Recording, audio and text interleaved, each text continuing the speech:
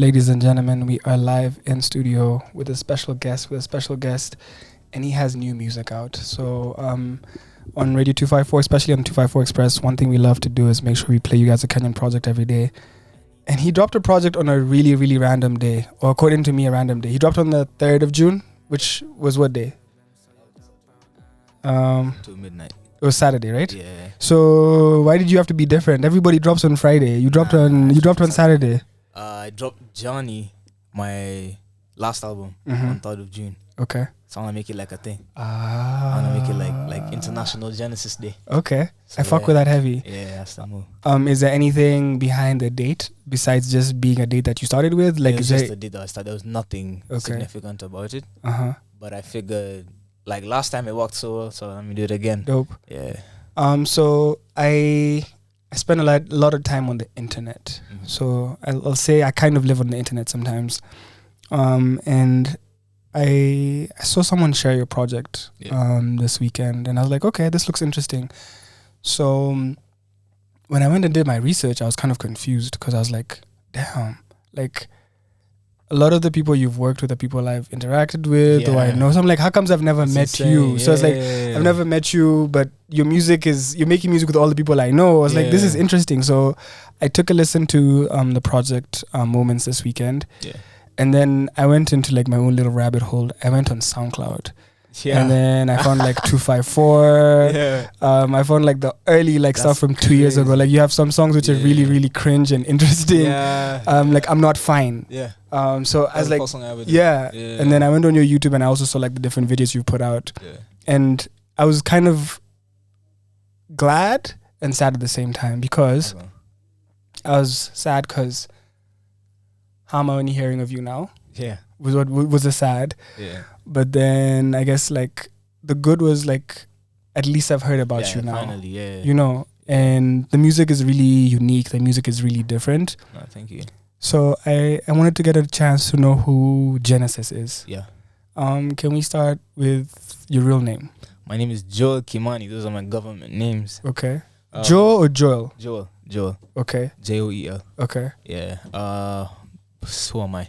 I'm a musician, honestly. I'm an artist. That's what I do. That's like my whole personality. So if someone asked you like 9 to 5, anything else, like it's nothing like that. This is it. This is it. Bro, I'm 19 though. Okay. I'm a youngin. I'm 19. I turned 19 this year. Okay. Yeah. I started making music when I was releasing music when I was 16.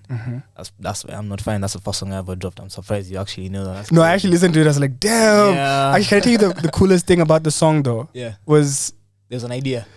Forget even that. Yeah. You said something that will always be relevant. You said it's a song that highlights the struggles of teenagers in the 21st century as they battle vices such as depression and anxiety and struggling to act as if they're fine even though they truly aren't. Yeah.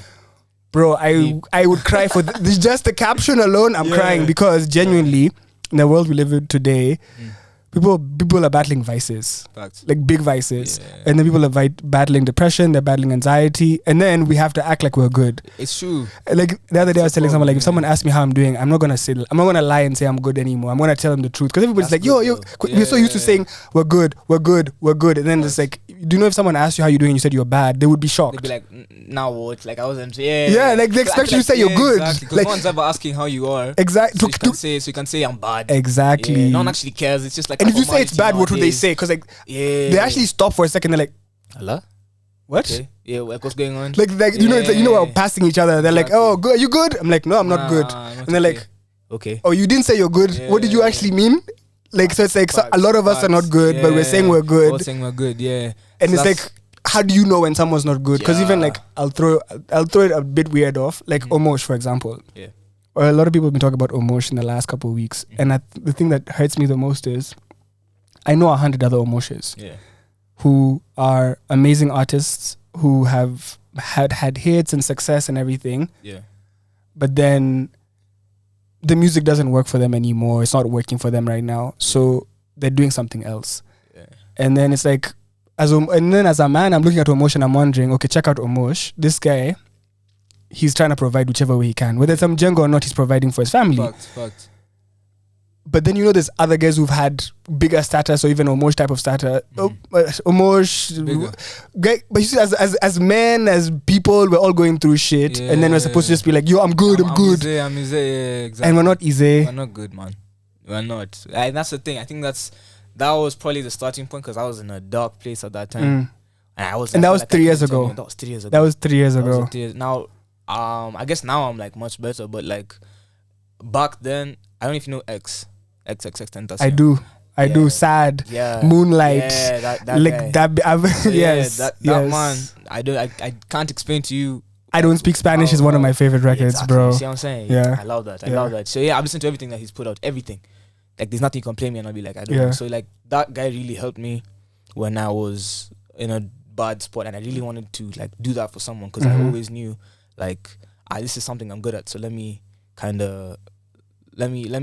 do this and maybe I'll help someone else. True. Not even for me. That's how it started. Like let me do something and maybe I'll help someone. And it was really bad at, like if you listen to it, I can't listen to it now. Genuinely, I can't. For real, I was gonna play 254 soon. Like, but sorry, I can't. I made it with my phone. I didn't have a mic at that time. Okay. So I was recording on my phone. Then I sent it to my producer friends and they mixed and mastered and they send it back to me. I'm like, this is hard. And I drop it and everyone gasses me. I remember I dropped that song on a Tuesday and everyone's gassing me, telling me, yo, this is so hard. But it really wasn't. But I can tell you what's dope about the song. Yeah. It's relatability. Yeah. Like I'm 30 years old and I can relate to I'm Not Fine. I'm Not Fine, yeah. Like I don't hear the quality. Yeah. I hear the vulnerability. Facts. I get goosebumps. Yeah, like from the shock of your ability to say those things you're saying, or even fuck saying it like you're using your words, bro. Like I'd be like, my mom could hear this, my kid could hear this, and like so it's like for me it's like the fact that you were so young but then able to say so it's crazy. But like as we get into you and the music, you said you started releasing music when you were 16. And I feel like you chose the word release intentional. Yeah. So I'm wondering, before you were releasing, were you making music and not releasing, or what was were you learning to produce, or what was happening? How did the whole you and music journey begin? So I started when I was like, I could say I wasn't saying I'm a rapper, but I was writing songs and rapping for my friends and like all that when I was in class 3. Okay. I was in class 3. We were in school. It was always something I found cool. Like, yo, you guy, like I can spit. Give me a word. I'll spit a verse. True. And it was trash, but like I did my best. You know what I'm saying? And I remember I used to dance as well. So it was like a combo. But then I can't do that anymore. But like much later, I think when I joined high school, that's when I joined this club. I started this club called Spoken Word, me and the teachers. Because like this shit came out and it was like, who here thinks they can rap? And I was like, bro, me, that's my thing. So like we started this club. I was in Nova Pioneer. It was a new school back then, and I started the Spoken Word club. And that was the only club that used to have, like, it was these Nova boys and these Nova girls. So that was the only club that could allow boys and girls to interact. So it was like an both boys and girls. Yeah, both boys and girls could come. Okay. So, and that's the only club. So guys used to join that. I mean, I joined for the shorties. Yeah, for the shorties. Yeah. You're done now. Yeah, but then now, like, I used to do it because like I really enjoyed spoken word, and I used to like try and like, I find like the whole thing for writing, like a rhyme scheme or like a bar here and there, that's so interesting to me, like just the art of writing itself. So like I used to do that and perform my spoken words, and of course the shorties go crazy, so that gives me kind of like motivation. And then now 2020, I didn't like that school. I was in a really bad place. That's now when I'm Not Fine came out, and then now we're here. So before we get into even the group, like the spoken word club, and you like wanting to rap and like doing little pieces of this and that, when you're, I guess, family wise, do you have siblings, brothers, sisters? Are you oldest? Are you youngest? I'm the oldest. Okay. I have a small brother. It's just me, my brother, and my mom's. So you growing up, who are you looking up to, in the sense of like me? When I was growing up, I wanted to be Wayne. I remember one time I said, and I regret this so much, but like it's how I know I grew up. I wanted my dad to die so Lil Wayne could be my dad. Bro, my dad is dead now, and I don't care for Lil Wayne in any way possible. I'd have my dad in a heartbeat. But like, so I remember like looking up to Wayne and wanting to be Wayne. But like for you growing up, whether it was just at home or like who was, because like you see, if you had older siblings, those guys could influence you as well. But like I guess who was influential to your life, like in your early stages? If I'm being honest, like who did I? Maybe let me see who I looked up to. Like I found that this is the strongest human being I've ever known. It's my mom. Sure. My mom's like, I love that woman. Tell us about your mom. My mom's a single mom. She's very private, but like she's really, genuinely, she gives her all into everything she does. Very strong, focused, and really kind woman. So yeah, my mom, that's definitely someone I looked up to. Is she musical in any way? She listens to music. She sings too, but like she doesn't like nothing. What kind of music does she listen to? She listens to Celine Dion, Boyz II Men, all that type of stuff. And that's what I grew up listening to. So you were listening to like Celine Dion and Boyz II Men, and yeah, that's the first stuff I heard. Yeah, that's what. And were you vibing on my those ones, or it's just playing in the background? You know. Like me, anything. Could you sing Celine Dion? No, I can't. So anytime I could hear anything that makes my mom happy, I'd like. So I did my homework and I used to listen to her and it used to make me happy because my mom's smiling. So it's like So yeah, that's like someone I looked up to. Let me see who I wanted to be. I don't know if the first like Kenyan thing I ever was exposed to was Camp Mula. Okay, shout out Camp Mula. Yeah, shout out Camp Mula. You know Teo. Shout out Teo. The MC, one of the best ever. I don't think you understand. Yeah. Man. That man, like I was in class 4. I memorized the whole of Addicted. I used to go sing for shorties. I saw you guys invite with me, I go to another shorty and sing for her. Yo, see, I'm addicted. You got my body lifted. Girl, you're so gifted. I never should have ifted it. Yeah, you know that. Can't believe it. I missed it. Yeah, you know what I'm saying? Yeah, so like Teo is. So for you, like when you're listening to music as a kid, when you start listening to the music you want to listen to, now it's the Camp Mula type stuff. Camp Mula. I was listening to Camp Mula. I was listening to Eminem, lots of Eminem. I was listening to, what was I doing when I was a kid? Yeah, basically that. And then now, of course, I won't lie, I was a Justin Bieber stan. Okay. Yeah. Like baby, or like after baby stuff. Baby, boyfriend, all of that. Okay. Yeah. So that's. Yeah, that was my music. That's how I started. So as Michael Jackson, of course. This is what you're listening to and vibing to. Yeah. The dance, how does the dance aspect come into like this whole personality that you're building? I don't know if you've ever watched Step Up. I have watched Step Up, of course. Step Up was a movie. Like I watched it with my cousins, my older cousins now. So I remember there's this character called Moose. He was so cool. Like he had the hair.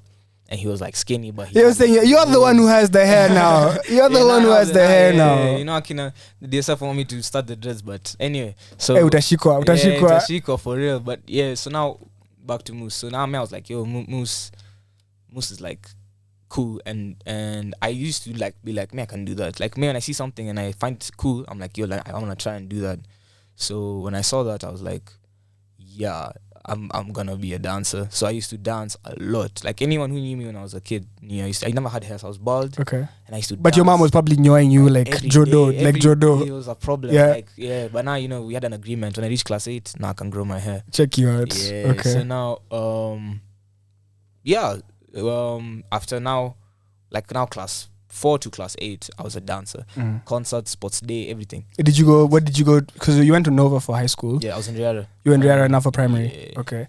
Yeah. Riara had like talent days and like those things. Were you performing and trying? All of them. I can even show you videos. For real? You have videos and like until now? If you check, I dropped a Johnny documentary.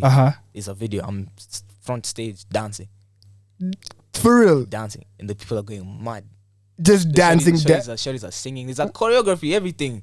Like there's a whole like crew. I'm gonna find this shit. Is it on YouTube or it's on Instagram. Just check on my feed, Johnny documentary. Okay. Like for a few seconds you see it play, but I'll send you the full video. I'm a dancer. I used to dance for real. So I feel like if you could dance then you can probably still dance, Yeah, but now it's just more like when you go to the club type thing. But like you wanna stand on the wall and look at shorties. You dance. Yeah, I dance. When you go to the club now, that's when I dance. But then now when I'm like alone. Or like, before I used to practice, like I used to like dance for real. That was like a thing. So I was dancing, music, school, nothing else. But now I don't think I have time for dancing. Okay. Yeah. So I want to ask you something, and I'm sorry to ask you about this, but you talked about the time where you were now in this new school, you're trying to figure yourself out. And I'm also assuming, and you're free to correct me, like this is a time where you're becoming a teenager. You're trying to find your own identity. Yeah. And now you're like in this boarding school and now you're not at home every day and you're trying to like, okay, who am I? Yeah. This dark time that you were in, like, and people would be like, okay, you're a kid, what's wrong? Now these days I'm like, nigga, you wish you had to pay rent. Man. Like, I wish you knew the problems I had. Like, I wish I had high school problems again. Because in high school, bro, the only thing I had to worry about was making sure I was freshly dressed. Fact. Bro, everything else was sorted. Yeah. Food at home. Yeah. Like, there was no worry of anything. Fact. But then, I also remember then, and I was a bitchy teenager. I was upset about my world not going the way I wanted my world to go. Because I feel like a lot of times as human beings, we have this image in our head of what we want our lives to be or expectations, and then we get hurt when it doesn't work out the way we want it to. Yeah, exactly. But like, I guess here I'm getting to know you, and I'm learning about, like, you know, your interest in music, your interest in dancing. But then now you go to high school, and then you describe it as a bit of a dark time. Yeah. What's hard about this time for you? So I was in Nova for 2 years. So I was at boarding school. I've never been in a boarding school before. I'm 14 years old. I'm going there. People are like 18, 17, big guys. Me, I'm small. I'm a small, short kid. I found it hard because, you know, I like being me. So, like, if anything stops and me who's from you? being At that age, who's you? Because I'm sure that's changed as well. Yeah, that's changed a lot. But, like, at that time, I think I was just very outspoken. Like, if I see something that's going wrong, I'll tell you, like, what's going on. Like, for example, I remember when I was a kid, I was small and skinny, but I like to eat. And I wasn't getting enough food. So I go chat the teachers. I'm like, yo, man, I'm trying to eat. Like, can I have food? It's like, what do you mean? You've paid school fees, you've been given food, go to class. I'm like, I'm hungry. What do you mean? Why are you telling a 14-year-old kid I can't get seconds? Because the food is there. It's not. And it's there. It's not that you were out of food. Like, I was so upset. I'm like, what do you mean? Queen, what food is this that you wanted more of? Squinting to a sausage and bacon, it was just what? Just normal, like rice. UG, regular shit. Yeah, normal stuff, bro. Like, even, like, they used to think, like, quarter loaf of bread, they call it boflo. Yeah. So I wanted another buffalo. I'm hungry. It's 6 o'clock. I want to go to class and drink. And you've probably woken up for preps and things. Yeah, it's bro. It's 6 o'clock. I've just taken breakfast, but I'm not full. I need to eat. Like, I need to eat. I'm a growing boy, and I wasn't getting enough food. It used to piss me off. And I'm talking to the teachers like, "What do you mean? Like, I'm not. There's nothing. What do you mean?" And then also, the whole thing for shaving my hair. That was a whole thing. Looking back at it now, I was very petty. But then, like, but it was what you were feeling. It was what I was feeling. And I feel like your feelings were justified. They just someone should have heard you at least. Someone should have listened to me. Like, it's not that deep. Like, how you telling me I'm a rebellious child because I want to grow? Because you want more food, or you want? Because I want more food. Doesn't make sense. Like, how you telling me I'm a bad kid? So did this end up getting you in trouble, or like what was the consequences? I got in trouble. In Nova, not much. I got in trouble, yes. But then it was just more beef with the teachers. Like, a teacher comes to class, the first person they'll see is me. Okay. So of course I'm talking. Yeah. During prep or something. It gets mad at me, sends me out of class or something. Just so now when you try to explain this to moms, does she get it? Or does she not get? Because you see that could be the way. Because like you see, your mom's gonna be your die for life. Exactly. Like I promise you, even if you shoot someone, your mom will be there with you to understand. Exactly. So but then now, if she doesn't get if the teachers are bitching and then she doesn't get you, that's a sucky place because then nobody gets you. Exactly. So now I think I've never been like in primary. I never had like my own voice. So when I started getting my own voice, and I tell my mom, "Yo, like I was thinking she's on my side." So like just tough it out, man. Thug it out, you're a man. Yeah. I'm like, bro, what do you mean? Like, I'm trying to leave. So that was really tough. From 2018 to 2019, I wanted to leave Nova, but I couldn't. Yeah. So then after that, I joined high school in St. Mary's. So now is this time in Nova where you don't have any mic, you don't have shit, you just have a phone, I'm assuming? I don't have a phone. So how did you, because did you record the stuff in school? No. So it was not. So how do you? So how? Okay, you go through this stuff. How is it? Was it weekly boarding? Was it those ones for you go home? Full boarding until the end of the semester. End of term, bro. Okay. So now, I would go. I have a pen and a pad, and I'm writing. So of course I'm doing the spoken word thing. I remember one time we had like this like trip for the spoken word guys, and we went to town, and we were having like. It was like basically like a spoken word seminar. So guys are from everywhere coming to do their own thing at Bomb Blast, this size for town. Then I think I wrote one, but it was faster. It was like a rap now. It wasn't necessarily like a spoken word. So I'm rapping. Then it was me and my friend, but my friend forgot his lyrics. So I started like spitting off the dome. They start going crazy. They start like, because I think they could tell like it was not rehearsed. It was not, yeah. So they started like, and there wasn't many people. It was the guys from school, and then now like the guys who were there, and they just stand up clapping. Hey. I was like, yeah, this is what I want to do now. Okay. That's where the name came from now. Genesis. It's the first time I was like, yeah, this is what I'm gonna do, and there's nothing that's gonna stop me. Like you were in that moment, you were sure. Like, yeah, this is it. Damn. Yeah. So before that, though, what did you want to be? So I'm curious, as a little kid, what does young Joel want? Like, do you know, of course, kuna zile za pilot, daktari, lawyer, whatever your parents are going to be happy about. But like, I guess, before that moment happened, what was it for you? The time I wanted to be a doctor, neurosurgeon. My mom made me watch Ben Carson. Bro, those books were so inspirational. And then you see the guy on TV, so boring. He's giving Joe Biden vibes. Exactly, bro. So I wanted to be a neurosurgeon. I didn't know what that was, but I wanted to be a for a long this time. nigga could cut twins, make them two. And that guy was like, baby Jesus. Like, bro, I'm not like cutting someone open. True. That's not gonna happen. Yeah. Then I wanted to become a priest for a while, but then I realized like I'm Catholic, so Catholic priests can't get married. Like, no, forget the married part. You know, priests have bank. Kwanza Kenyan pastors be rich. Exactly. So if you become a pastor, I wanted to become a pastor because I knew there's cash there. Money, I saw some rich guy with bling bling, Range Rovers. I'm like, who's that guy? I want to be cool like that guy because he had cash. Shout out Pastor Kuna. But I guess so. You thought about the pastor thing. You thought about the doctor. What else? I want to be an architect. That one stuck. I want to be an architect because I can draw. I'm just an artistic person, so I could draw, and then I still can't. But then I went to high school, and physics was not it. Like as soon as is physics like a requirement for architecture? Yeah, you have. Okay, for sure. You must do physics. So I was like, nah. Okay. I was like, no, this is not happening. So, how do you finally convince Mom Dukes to get you out of Nova and to somewhere else? Is it like I just said I'm not going back, and that was it? Nah, I'd been telling her like, man, I wanna leave. Then she's like, next time. This time I'm in Form 2. I'm like, man, I'm not finishing in this school. I said I'm not going back at all. Nah, I told her like, just look for a school because I'm not going to go back unless you carry me and like chain me there. I'm not going back. And she wasn't down to do that. Nah, she's gonna do it. I mean, my mom is like reasonable, so she was like, okay, cool. Then now I went to Saints. Saints is a whole different culture. It's day school. Yeah, now that's now where Genesis was made. Okay. Yeah. When you get to Saints, I feel as though by that time you probably have an identity now. Yeah. Of yourself. Yeah. Like you understand more of who you are, what you want to do. Yeah. You come in knowing what you want to do. Do you get involved in like extracurriculars? Do you focus on the school part, or like now that you're a day scholar, now you even have more time? Yeah. There's food at home. You can't complain. And there's food in school also. Yeah. Saints was nice. So tell me like what happens now. You go to Saints. What happens? Now I know what I'm doing. I know I'm gonna become a rapper.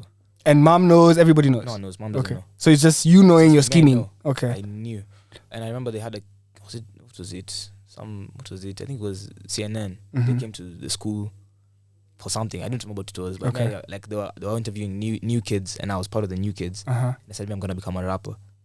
So at this point where you're being interviewed and saying you want to be a rapper, do you know any rappers? Like live.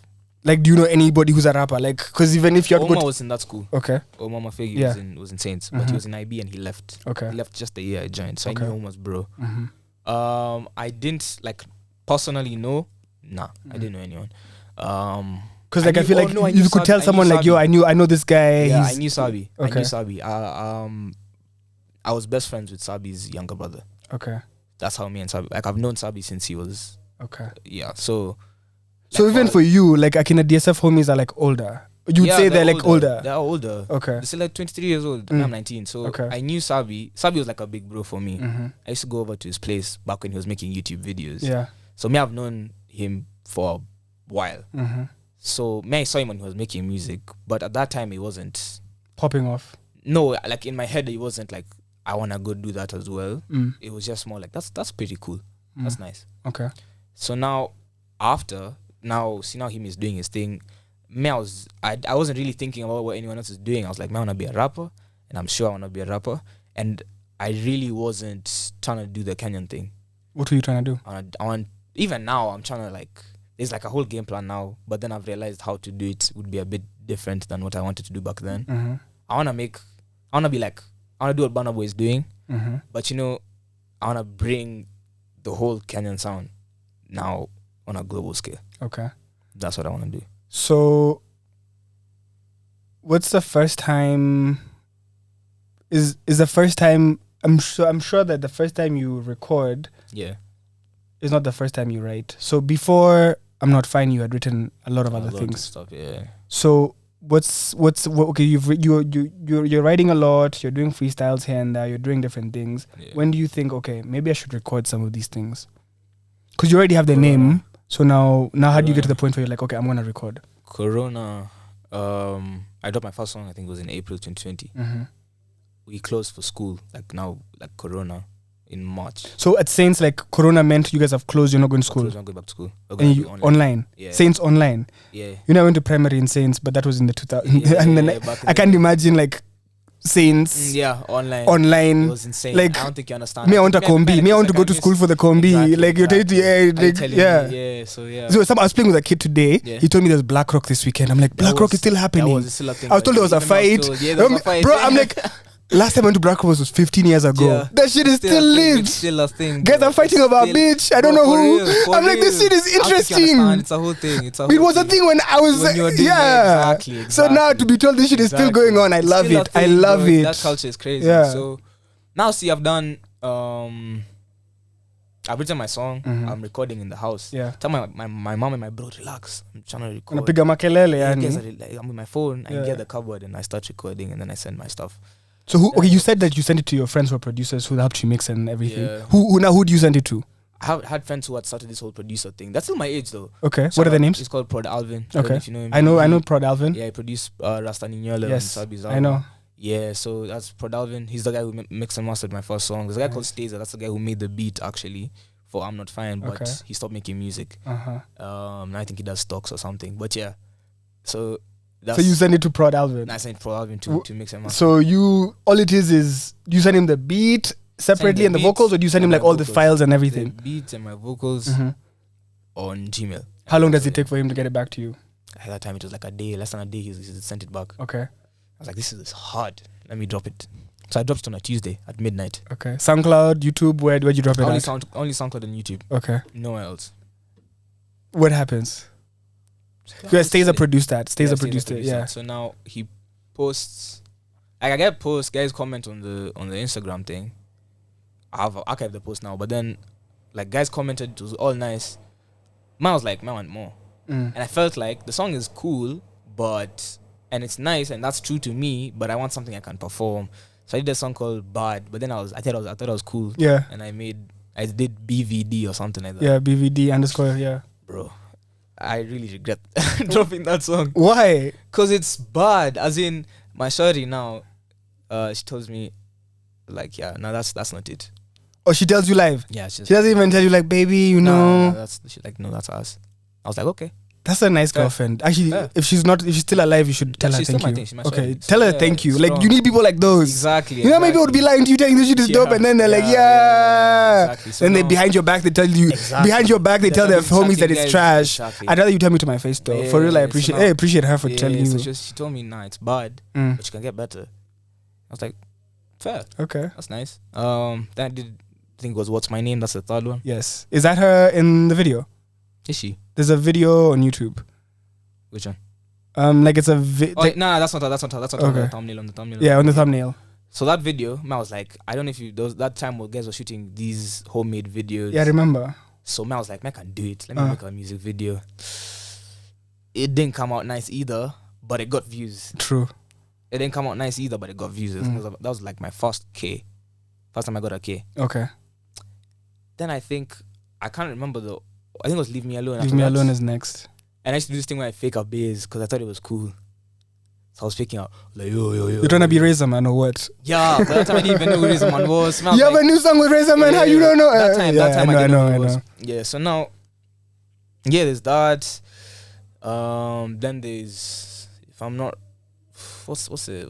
I Want You, then 254. I Want You, then 254. So now let me ask you something. Yeah. In this period that you're sharing these songs and everything. Yeah. I have two questions actually. Do you share with mom and bro? At what point do mom and bro find out? Okay. The entire time is my biggest fan for real. Okay, from Rip. Yeah. Okay. Like, so is he like listening right now? Yeah. Okay, shout out. He memorized that. What's his name? Came out. His name is Jeremy. Shout out Jeremy. So he's in class 6. Biggest fan. Dope. Biggest fan. So now after I dropped I'm Not Fine, my mom was called by her sister. Because I wouldn't want to... Bro, my child said that, I would be confused. My mom was called as a mother, you're like, did I do everything right as a mother? As a mother, I love you. I give you everything. Exactly. Because moms really be doing the most. Yeah, they and do. shout out to moms. They do. and it's not their fault. Human beings are just, So she was told by her sister that my cousin, her sister's daughter, was listening to my music. I was like, what do you mean his music? Like, he makes music. Yeah, so then she comes and asks me what I'm doing. I just told her, I'm releasing music. Then I could sense the energy was off. So I did that story quick. I said, I need to go. Oh, so you knew, like, this is it's a touchy subject. You don't want to... I need to go. Okay. So we stopped talking. Like, I didn't tell her anything about after that. For how long, though? Can you go? Like... So I was just dropping music. I think she liked to leave me alone, though. Okay. Then she also liked I Want You. Okay. I Want You was like an improved version of What's My Name in terms of the video. Yes. All bad, though. All of them were. But then now she's peeping. Yeah, she's peeping. But she's not saying anything to not you. Saying anything. We're not talking about it. It's like, I've dropped a song. Okay, cool. Yeah. So then now, I dropped My Stress. That's the first time I shot an actual video. I see that. That's the first time I shot an actual video. So now when you drop the video, do you like... Okay, so when you drop My Stress, a video is a lot of work. Yeah. How did you end up like making a video, and how did that... Like, that's a process. I had a friend who was doing... I don't know if you know a guy called Dege. I do not. He's a musician called Dege. Check him out. Shout out Dege. So now he had a videographer. And he was clean. And I was like, man, I want to do a video with that guy. Yeah. So I did a video with the guy, and I think his name was Trevor Chegga. Yeah. So he shot the video, and then we shot it at his house even, in his estate. Is this it's a house? It's fun vibes. Estate, yeah. So it was nice. I mean, I liked it. But that was the first time I was like, this song could actually pop. This was now the first time I was making a song, and I was like, this hook is catchy. It's nice. But this is COVID time, so let me ask you something. How do you promote a song? Because like, I can't even blame you. The video has 2,000 views. Yeah. It's a clean video. Yeah.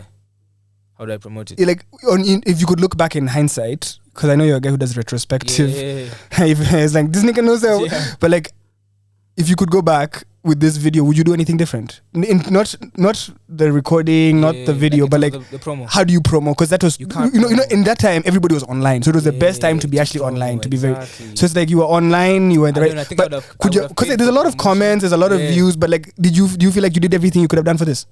Yeah. Okay. At that time, I'm just thinking even now, like if I went back, I don't think I'd have promoted that hard. Because imagine if I promoted in pops, then what's all my wrong? music is just bad. Like any music before that, because I'm just thinking, it's nice when you have like a catalog.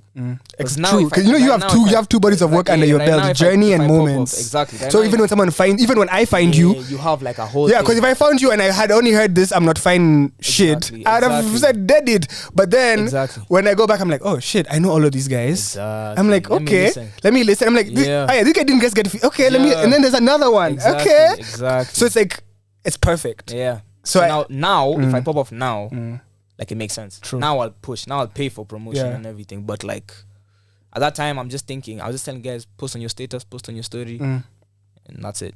And how are you balancing school and music at that point? Because I feel like now that you are not in school, you probably had more time to focus on music.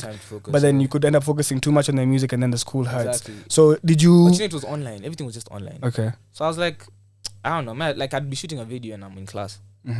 It's like I was doing everything at the same time. When you say when you're in class, I'm like, how do you do that? But then you are not really in class. You're not really in class. Yeah. So it's like I'm shooting a video while my earphones are listening to what the You're doing everything you need to be doing. I'm doing everything I want to be doing. So it's like, that was nice. And then I think I dropped another song. I dropped Mission on 2021, 2022 January. Okay. So I dropped Mission, I go back to school. When I go back to school now we're doing the final year. I couldn't be that active. So did you do 844? Did you do IG? I was in Form 4. Oh, so you did like the proper... Oof, okay. Kenyan, serious. Yeah. Sorry. So I finished like... now I'm doing Form 4. I think I dropped one more song. It's called Osama. Yes. I dropped Osama in the course of the year. And then I didn't drop anything else. I finished school. Okay. I was like, I'm working on it. So now when you're done with school, because that's an important point, I feel like, in life and in your journey. Yeah.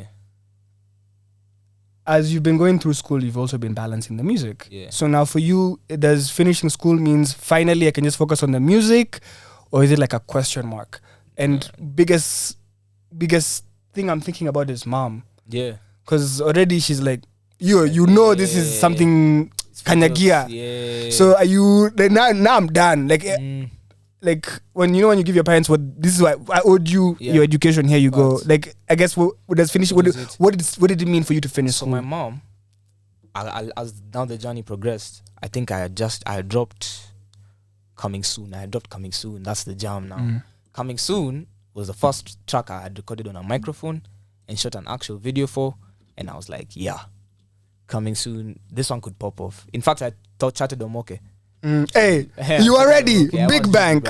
Big bank. This man told me 7K. That time 7K is the most thing. Like just to edit the guy, if Moke told you 7K right now, you would right quickly I drop it quick. So bruh, Fuliza, I'm sure everything. Yeah. As in, he was like, yeah, just send me the footage, I'll edit it. That time I was ready, but I think I slacked. Yeah, you definitely slacked. Hey, you'll never get a deal like that one again. I won't lie to you. So I would have gotten that. That nigga just shot BN's newest video. Have you seen that Too Easy video? It doesn't even look like it was in Kenya. That looks like, because Inauma was shot in South Africa. Because BN didn't think we had good enough videographers here. And then Omoke came correct with that Too Easy. There's nobody even watching him anywhere close, bro. Shout out Ivan Odi and all of them. All those guys are. But Omoke right now is on fire. Yeah, he is. He's a bit insane. So yeah, anyway, Omoke was going to shoot that Coming Soon video, but my homie shot it and edited it. And then that time 7K was a lot, and I'm not gonna ask my mom for 7K. Of course. Shoot a video? What does that mean? 7K is still a lot, by the way. Yeah, okay. For me at least. Yeah, it is. But now in like for Omoke, 7K. It's an investment. Yeah, it's an investment. It's not at your booty, Exactly. So now at that time, after I dropped Coming Soon, I got a show. Nice. I'm 17 years old. I got a show at Bahamas. I don't know if you know Bahamas. Bahama Breeze. Yeah. Your mom not letting you go there? 400 bob. No, I'm telling my mom I'm going. What? 17 years old. I'm entering a club and I'm performing. There's nothing like that. You're not telling me anything. Bro, my mom would have frozen me and said, "You're not leaving my house." I checked. You're gonna come back where? I told her. You're gonna come back where? I'll go with my cousin. My cousin's like 22. Okay. At that time now. He's a big guy. So no one's touching me. Okay. So we can get there. All my friends, we're all underage. All of us went to the club. I stand on the speaker. 254 is playing. Coming Soon is playing. My Stress is playing. That time I'm feeling on top of the world. I'm feeling nice. I'm on a speaker. Everyone is going crazy. People I don't know. That's the first time I've ever performed. People you don't know. People I don't know are dancing. Two shorties are making out. I'm like, yeah. This is the life. This is what I want to do now. Paid 400 bob. I'm like, guys, you don't even know me. Like, look at me. I've made it. Bro, you could have bought a smoke and a beer. Man, no one can tell you shit. No one's telling me anything, bro. And it's not your mom's forsook. It's your forsook. It's my forsook, bro. Yeah. I went back home. Told my mom, she's like, I'm proud of you. For real? That's so sweet. I said, yeah. This is my thing now. Okay. So you can even check the video. My highlights on Instagram. That's the first time because I have a highlight of all my shows. Okay. So on that's the first time I ever performed. I was 17. Time my shirt is there, all my friends are there, everyone's all going crazy. So I finished Form 4. After finishing Form 4, I was like, yo.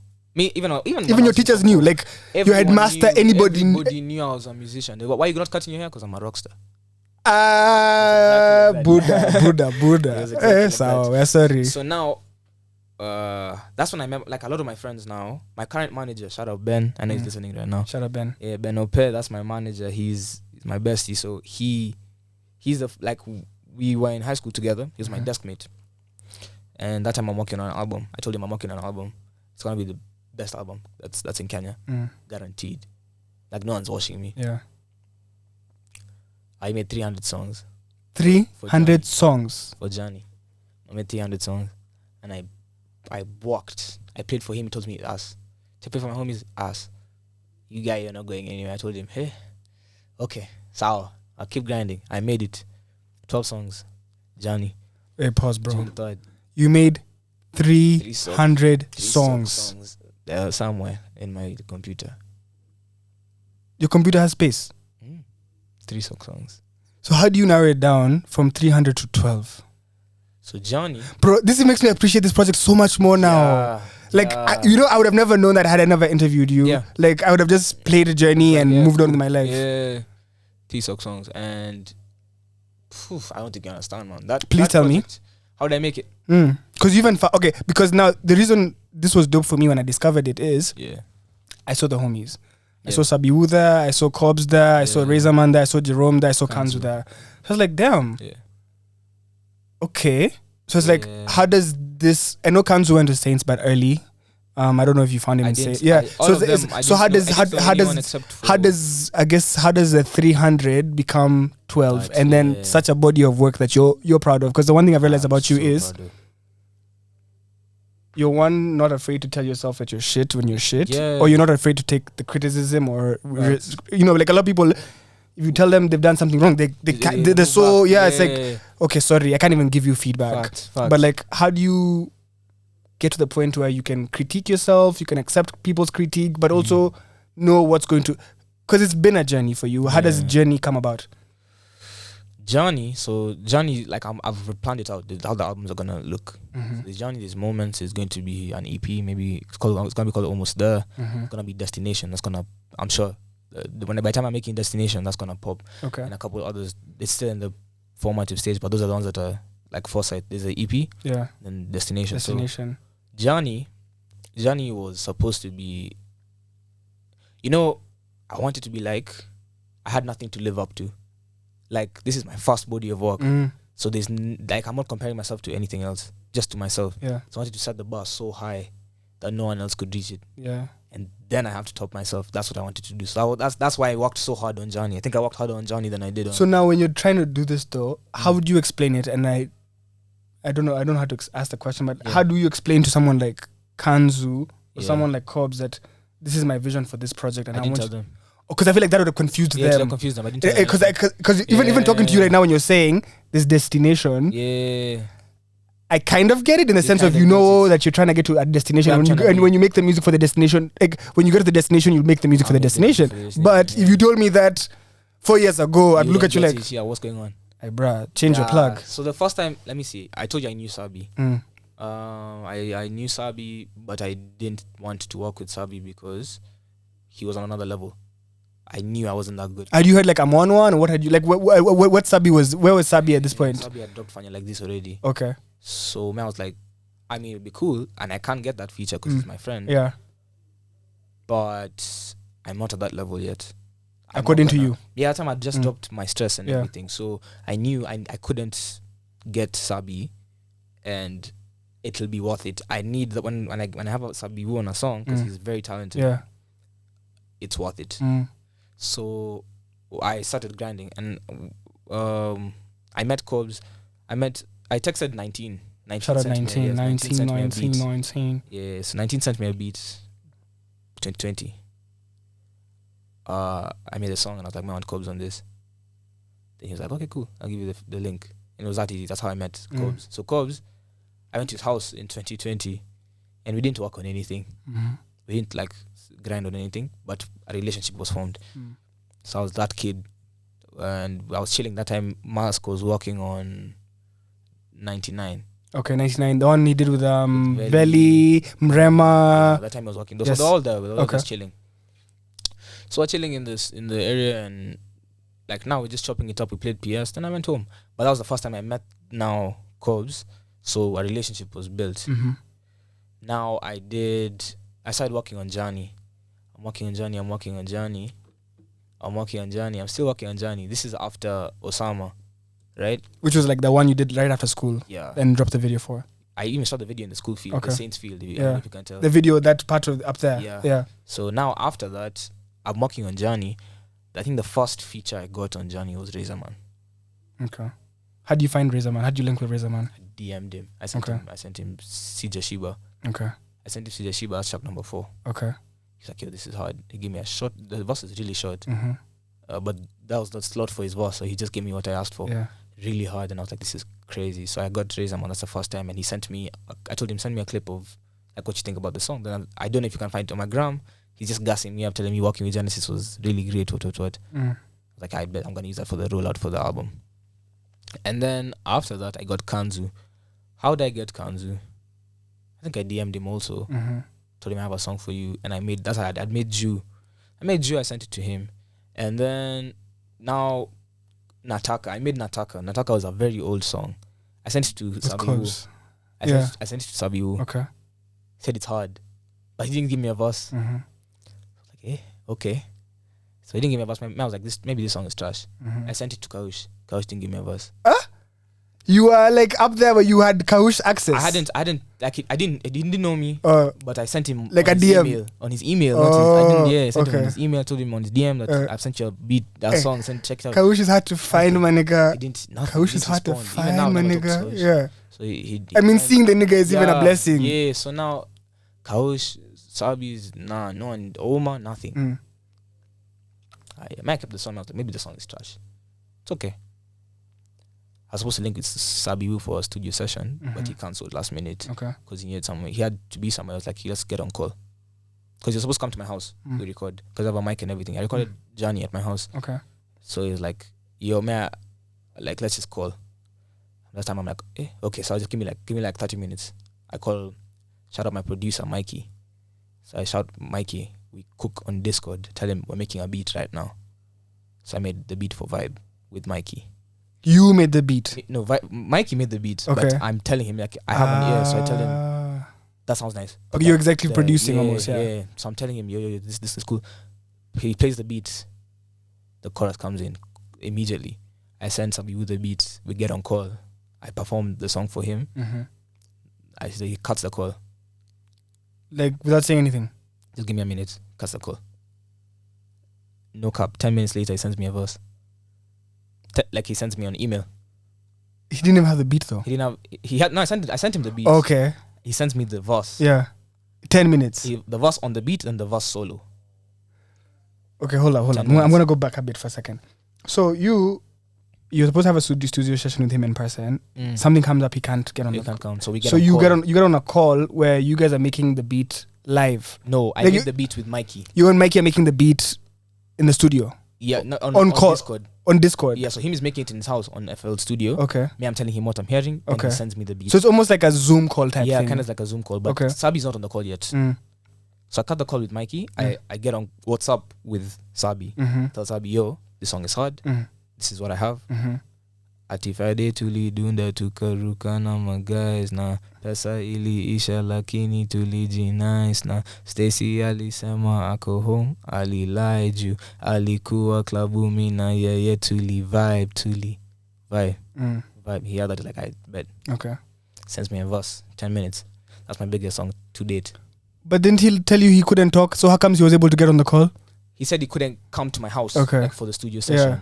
So he got on the call and then he did the song. Okay. Did the song. He sent me the verse. And I was like, this verse is hard. Yeah. I'm not recorded. This entire time I'm not recorded. It's just his verse only. Yeah. So now you're fucked because you have Sabiu who you already think is great. Yeah. So I was like, and then I was like, you have to now come onto the song after him. Yeah. So I made the chorus. I already done the chorus. That's what because that's what you performed for him on the floor. So now he did it. Now he sent me the knee. I did my chorus. Then I sent it to my producer. The next day I write my verse. Because I was like, I'm not getting watched on my song. Yeah, you can't. So I send Nani my mixing engineer is called Steve Jack. Shout out him. He mixes and masters. He works with Tabi. I don't know if you know Tabi. I know Tabi for life. Tabi for life. Yeah. So he mixes and masters. He mixed and mastered the whole album. But so he did that for Vibe. Right now, that's the biggest song I have. Okay. Now Nataka. Mind you, the album's supposed to drop in like a week. I have 11 songs. But you wanted 12 or you didn't have a number? 11. Okay. But then I don't know what told me, let me send Kobe the song. I sent Kobe the song. Kobe tells me, give me a day. He calls me, tells me, send me the original beat. I want to make my verse longer. Okay. Nice. So he tells me, no cap, at like 1 a.m. he sends me the verse. Tells me, now you can like drop it. Put it on DSPs. The album or the song? Album. Okay. Because that's the only song that's left. Did he understand that there's only one song that was left? Yes, I told him that's the only song that's left. So, like, if you're doing it, do it quick because I want to drop my track list and everything. He did it and sent me. That verse is hard. I don't know if you've heard it. Yeah. That verse is hard. Yeah. But both Kobe and, Sabiu all of them go crazy. So now, Feel is another song with Razor Man. He did that before as well. He did that before the Cobbs verse. Okay. Then I dropped the album. An album on June 3rd last year. So let me ask you something. And I don't know if you know this, but it's something I can't stop thinking about. I'm thinking about, and I'm going to have the answer by the end of the interview, but I want to know if you have the answer because I'm trying to figure out if there's an answer. the people you work with, Yeah. Yes, you're choosing them. Yeah. Do you think that they see the vision that you have? Yeah.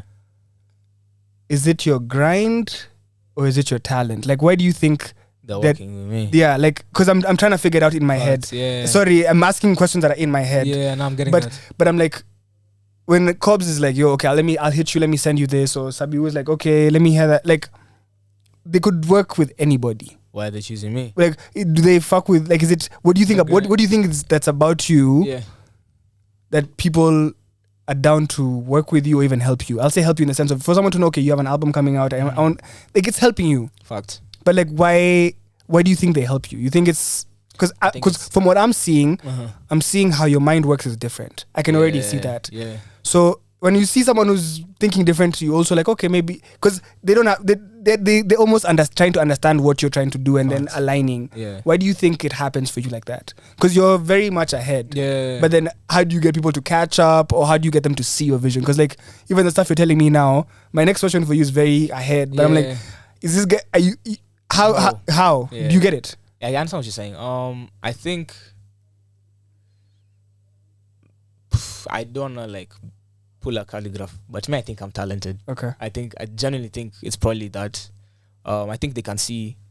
Back then, maybe not as much, but like now it's like, yeah, I think so. I think now there's the like, yeah. But do you feel like you had to prove yourself? Yeah, I did. That's why, like, I think I spend more time in the studio than anyone. That's what I'm saying. For you to make 300 songs, Yeah, I spend more time. you're trying. You're very few niggas is doing 300 songs. You know, like you will get bored or you'll say, like, screw it. yeah. I'm so sure I spend more time in the studio than anyone. I think because if you hear the growth from Journey to Moments is a lot. Yeah. The growth from I'm Not Fine to Journey is A lot. A lot. Why? Because I've spent so much time. Like, you know, Kobe told me something crazy. He told me about this thing called the 10x rule. Mm-hmm. If I want one good of something, I'll do it 10 times. Yeah. Bro, if I don't want to hit one shot good. I want to hit 100 shots good. So now look how many you're going to do. Yeah. Because you could do this 300 more times. Exactly. Because that's how you've taught yourself. Exactly. So now that's what I want to do now. So I've been in the studio. I spend nights in the studio. I've been in the studio with the woman, Mr. K, at 4 a.m. I've been, as in, the last month I've not slept well because of this album. Yeah. I don't think you understand. Like, it's probably, it's talent, but I think I try and overwork myself as well. So I have a very interesting question for you. Yeah. From Journey to Moments, there's growth. Yeah. But I have something I've been trying to figure out. Mm-hmm. By the way, and I'll say something random quickly and then come back. Yeah. When I saw Timmy Blanco on Shaking, I was shaking. Yeah. Kiggs is my boy. Yeah. But I didn't expect Kibbs to step up the way he stepped up. Yeah. Close to Timmy. Yeah. Like, I probably have like 6 songs by Kiggs that I love. But his rap on Shaking, crazy. You know what? Exactly. Like that nigga, insane. Bro. And I know Kiggs very well. Yeah. Like, I was impressed. Like me, I was waiting for Blanco. Yeah. Then I didn't hear Blanco. I was like, who this? Kiggs. Yeah. I'm like, yeah. And that kid works hard. Yeah. And I see Kiggs grinding, so I appreciate. We went studio with him. Yeah, and that's what I'm saying. I always see him grinding. So it's like, it's dope to see, like, one, you don't get Blanco versus just. It doesn't just happen. But then when you put Kiggs there and then Kiggs steps up on some. Where does nigga come from? Who this nigga? Like, this nigga? I guarantee so many people will be asking who Kiggs is. Because we all know Blanco. Yeah. We all know Timmy. We know everything there is to know about Timmy. But like, Kiggs really impressed me on that one. He did. That's probably the hardest song in terms of bars. Like, yes. Yeah, we were in the studio with all of them. Okay. We locked in. So we're gonna get into that. 1, 2 a.m. Yeah. We're gonna get into that. But my curiosity is somewhere else for a second right now. Yeah. Growth, but not even growth, sound. I'd like to say that the sound on Journey is different from the sound on Moments. Facts. So like, I feel like if I listened to Journey, I would have mistakenly placed you somewhere in the Kilimani Baby era. Yeah. But then when I listen to Moments, I hear different. So I guess, how do you define how do you define your sound in terms of right now, future, but also past and present? Like the music you're making right now, I don't want to call it world, and I don't want to call it hip hop. But like, how would you define the music you're making now? But then backwards and also forward, what's the sound? Yeah. Johnny was a 2-part album. So there's the first part, which is all the trap, hip hop, Kilimani boy stuff. The second part, which is Afro, R&B, introspective music. Yes, that's what that part of the album is what I've repeated most. Because I'll perform the first part of the album anytime I perform. But the second part of the album is what I'm listening to when I'm in the house. So you're listening to your stuff back, like, yeah, I'm listening because I'm like, I can't do that again. Like I have to, you know what I'm saying? Like maybe I'll approach a beat the same way if I didn't hear what I said the first time. So I have to listen to myself and be like, yeah, let's not do that. So now let's do something else. Now, but then how do you change? How do I change it? Because there's one thing to know. Yeah. But then it's like, this is my voice. How do I change it? Yeah. So now I credit a lot of my producers. Shout out Barry Mello. Shout out B Mello. Yeah. Shout out Barry Mello. Shout out Prod Mikey. Mikey's goated. Shout out Ongeri. Shout out, I know him is listening. I know, hey bro. Shout out all my producers. Shout out Maskov. Maskov executive produced this album. I also produced by Maskov. Yeah. So many people, bro. Shout out Steve Dark again. So like, I credit them because they send me beats and I tell them, yo, this is what I want.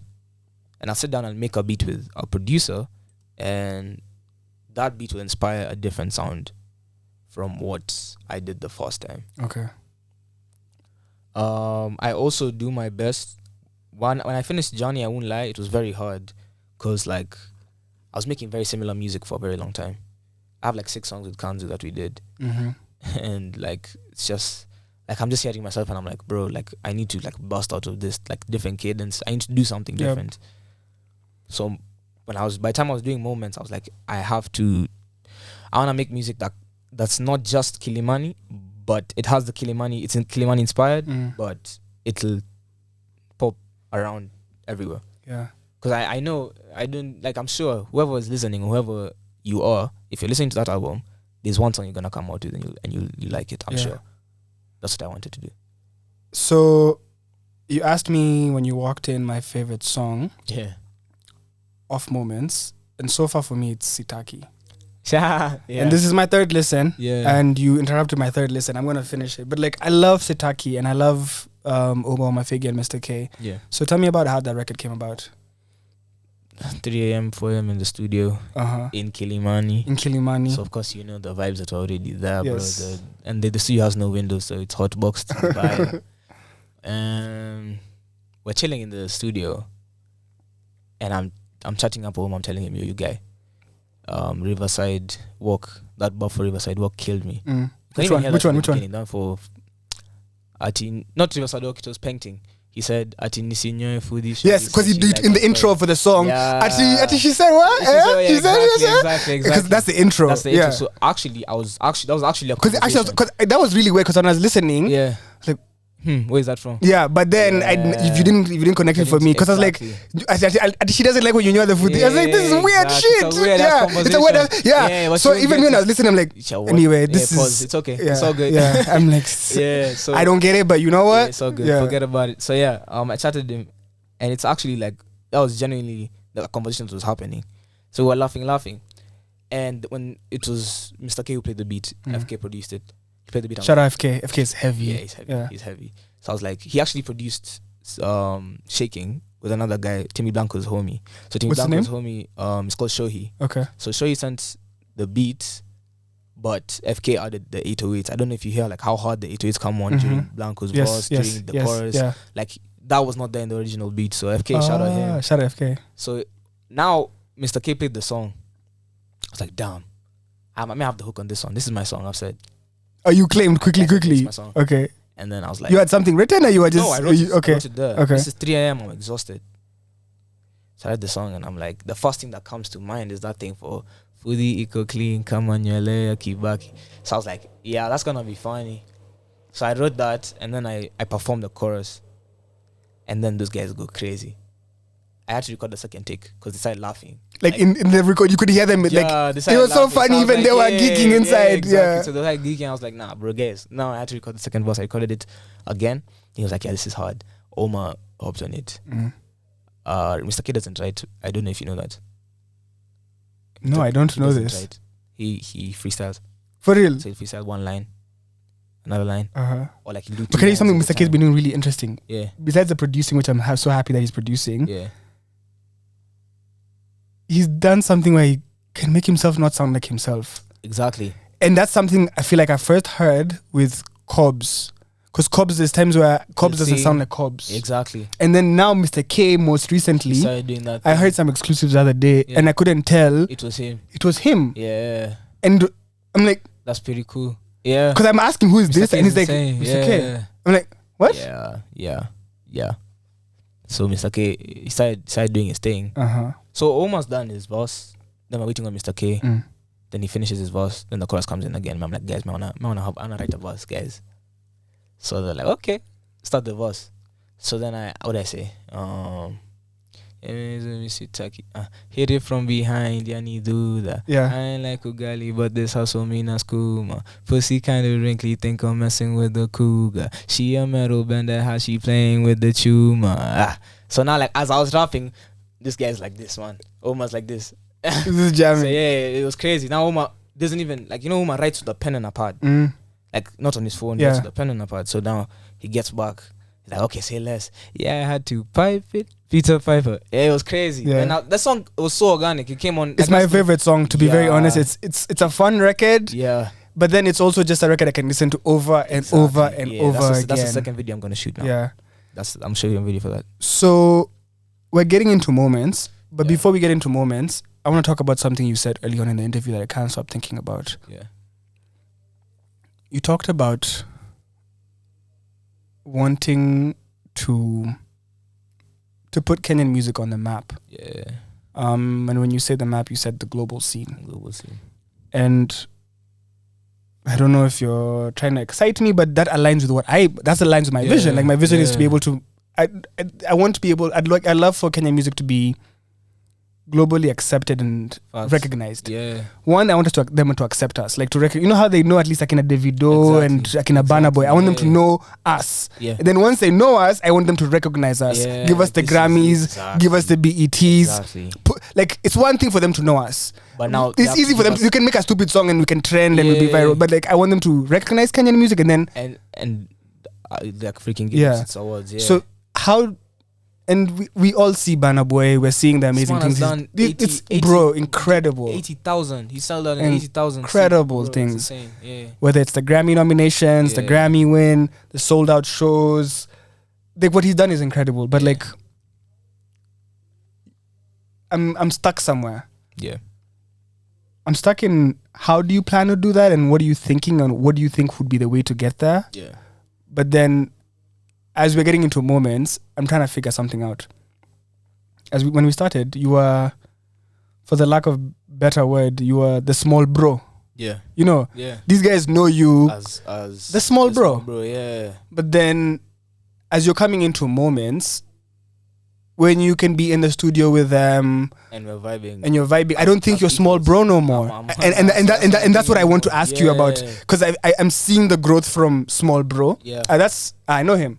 Like, it's easy to, niggas know you. This is Nairobi. We know niggas. Yeah. But then, do you move from small bro to respect? Are you a peer? See, I'm a peer now. And that's what I'd want for you, you know? So I'm wondering the transition from small bro to peer, and then how you plan on taking this shit global. Because it's easy to say it, harder to do. What's your plan? How do we get there? 2 questions in one, sorry. Yeah, so let me start with the little bro thing. So, like, I was little bro. And fair. That's what I thought, I didn't want to... It's true, like, I had to be little bro because, like, I was not at that level. I have 2 albums out. I'm at that level now. You know what I'm saying? I'm not just little bro. Now I'm competition. You know what I'm saying? You're getting shows. You're doing everything they're doing. I performed at school. So they can't treat you like little bro no more. Yeah, that's not a thing. But I was hoping that the respect change. You know, there's one thing as being treated a little bro, and then niggas start seeing, oh, we know you, Genesis. It's not like Joel. No, that's Genesis. That's you know, you check out his project Journey. But you see, when you have that, that's where I'd want you to be right now. Yeah, I'm hoping in my mind, I'm hoping yeah. as you're transitioning from Journey to Moments, you're now in the game and you're a peer, and I'm in, they see you even as competition. They anything, do. Yeah. They do. Genuinely, something I really like respect, like I appreciate, is the respect that all the guys for DSF showed me when I was Big love to DSF. I love them niggas to because death. like they never made me feel lesser. You know what I'm saying? Yeah, they were bigger, but like they never made me feel like my talent was less or like I was not as good. You know what I'm saying? I wasn't as good then, but they never made me feel like it. That's so dope. but now the respect is we're equals now. So it's like that makes me feel amazing because I can be in a studio. I actually, because you'd be nervous if you were sitting, bro. If I was in the studio with Blanco, I would not even rap. That's I would the say, thing. just Yeah. y'all just let me do the intro. Yo, what's up? Genesis. That's me. Yo, rap that shit. you know Yo, the motif. Yeah, man, just need to, I don't need to be Exactly, rapping that's next to my Blanco. voice. But for you to be even saying I'm a rap next to Blanco, I expect you to be coming correct. Exactly, and I had to. Yeah. And I did. Yeah, you have to. I can say Yeah, for a fact, none of them carried me. true. I'm sure none of them carried me. Yeah. So it's like, I don't know, just getting to that point where I'm not little bro anymore. That was my goal. I Okay. done it. Good Now, job, bro. Yeah, thanks, man. So now I'm gonna be. Now let me actually this is serious. Now I'm gonna be the biggest artist in the world. In the world. That's the goal. How we getting there? Because How we get we there? can talk, but we were I talking can talk. Bina Boy. Yeah. But how do you get How do I get there? to? How do you get there? Like, what's? If you listen to the album, it's 3 parts. It's moments in fun, moments in love, moments in thought. Okay. Moments in fun is track 1 to track 8. Yes. Moments in love is track 9 to track 12. Okay. Track 13 and 14 is moments in thought. Okay. That's how I'm gonna get there. That's how I'm gonna get there. How I'm gonna So get say that there one more is time. Moments in. Moments in fun. Okay. Moments in love. Moments in thought. And your plan to get to this world domination or this place that you hope to get to, which is the destination, Yeah. is to be in the moment. Is to be in that. Not even just that. You know what? Do you know why Drake is the biggest artist? Because he speaks to our generation. I feel like Drake explains what we're going. You know how like you know how your caption for I'm Not Fine is. Yeah. That's what Drake does That's for the what world. Drake does for the like world. Drake can take. Exactly. There's a new song he has called Searching or some shit. So It's come like and rescue me. yeah, come and rescue. You see, I can relate to that. Yeah. Take me out the club. Yeah. Take me out the.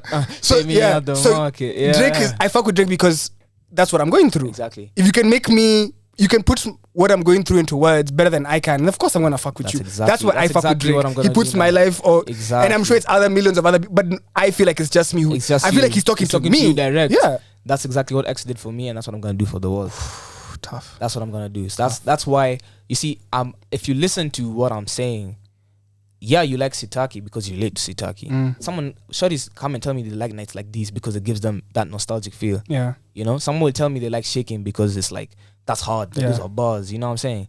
So it's like I know I have the ability to do everything. I'm never gonna confine myself, and that's how I'm gonna do it.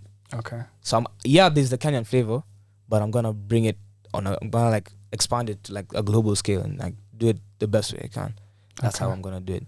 Who's on intro for Party? Because I know the voice. Samina Rabah from Yeah, because I was like, yeah, I'm like, I know this voice. yeah. I'm like, I know this voice. Samina Rabah from the trend. Okay. I saw you were on her show on Maisha Magic. Maisha Magic. Yeah. Talk about that experience, because that's being That on was TV, amazing. and that's That not was just at the local nigga. Yeah, That's a big deal. international, So bro. That's what I'm saying. I'm one not big little up. bro. I know. That's what I'm Yeah. saying. Big up for you for that Thanks. spot. One, and then Yeah. how did that happen?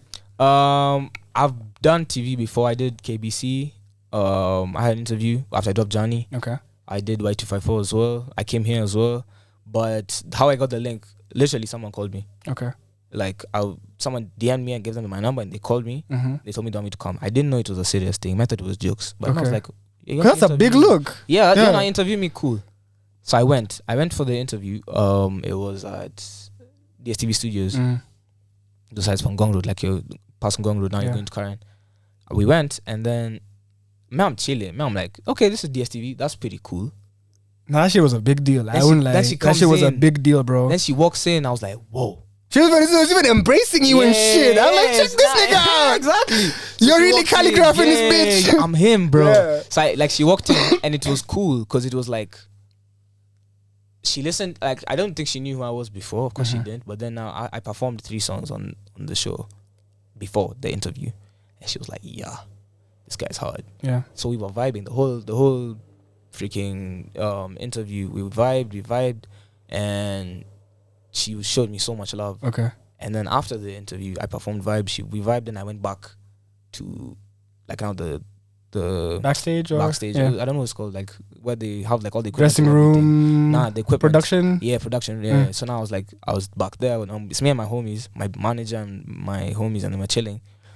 Then I tell her, yo, can we record the intro for my album? Would you be interested? Because that's what I was gonna ask you. Does she know she's on the intro? Yeah, she does. Because that's hard as fuck. Yeah. Because one, it's Amina. It's Amina. Who, I don't know. One of the homies said, "I'm on TV like it's Amina." Exactly. Kahush. But but like this is a big deal. Like yeah. So she was like, you're very talented, of course.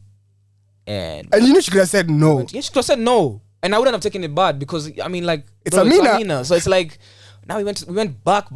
So we went to some secluded place. Everyone in the production room was like hyping it up, like it was some. So I was like, nah, relax. I'm going to the back, and she recorded first take. What you hear is the first take. Yeah, and it sounds nice.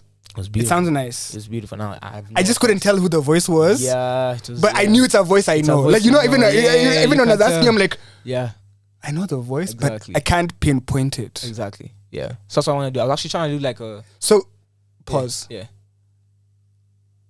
On Instagram, yeah, you said that it's been a year. It's been a year. Now we're here. And one, it makes sense. It's been a year. In regards to you dropped Journey, June 3rd, 2022. Yeah. You dropped Moments, June 3rd, 2023. Yeah. But, and I'm telling you, my nigga, I know what your secret is, but when you get it, you'll understand. Yeah. How is it that you've gone to perform somewhere, or to perform? Yeah. And you're thinking like, this would be a dope intro. Like, how does your mind? Yeah, because that's connecting. That is where I know you're a genius. Exactly. Yeah, you could take the opportunity and dope. Exactly. But like the fact that you're like, hold on, pause. Let's record it. Let's do something. That's where I'm telling you, your brain is not the same as.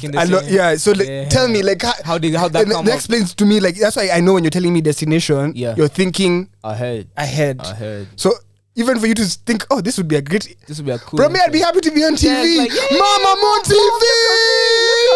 Bro, that Amina picture any bar, anywhere you go, be like, nigga, only tree. You know who I am, bro. You have enough. You know my life. Yeah. You know what I'm saying? But like for you to think about like this is the perfect intro. Why did you even think of Amina for an intro? I guess that's what I'm wondering. It wasn't premeditated even. Like I didn't even know she was gonna interview me. Like you didn't even know who was gonna interview you. Bro. You could have been anybody. I was coming from school. You know I'm in Strathmore, so I've come from school, bro. Wait, you're Strathmore, the university with this hair. With the hair, bro.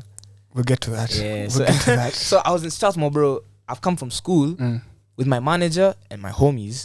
We've gone to DSTV studios. Amina walks in. We've done the interview, and it clocks. I'm like, bro, she has a nice voice, man. Would you like to? You know she can sing.